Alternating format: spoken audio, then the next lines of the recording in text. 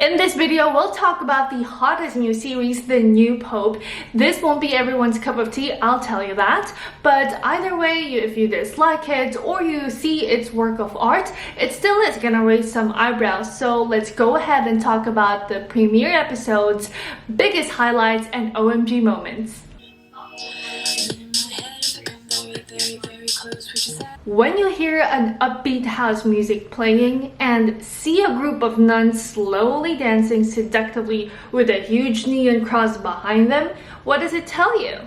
Well, that just perfectly summarizes what the new Pope is all about. It's bold, it's provocative, it's wild. By the end of season 1, the young Pope, Pius XIII, had a coma, and season 2 starts off 9 months after that event. We see a nun bathing him as the opening scene and pleases herself afterwards.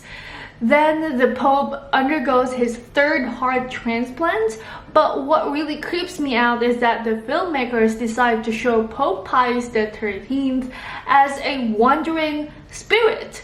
I thought after the operation he simply had risen up and greeted his colleagues, but hell no, he is a spirit that continues to roam around and be with his people, visiting them one by one. The church needed to elect a new pope, so in order to be the new pope, you need to win at least 2/3 of the vote. So after several rounds of voting, they finally crowned Pope Francis II as their new pope. Of course, we all know that he is not the new pope that we are watching for, as is in the show's title.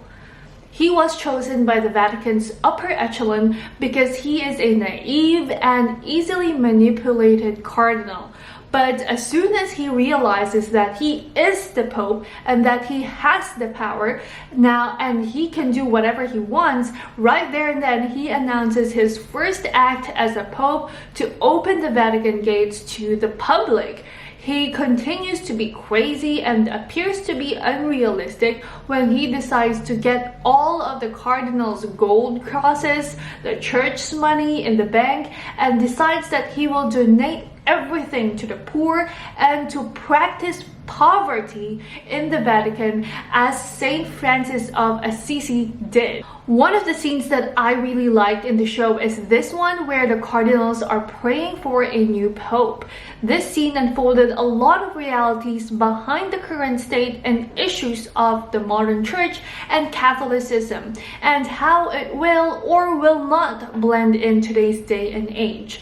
Un père qui ressent de la compassion pour les homosexuels. Je le troverai meno qui vuole smera o me.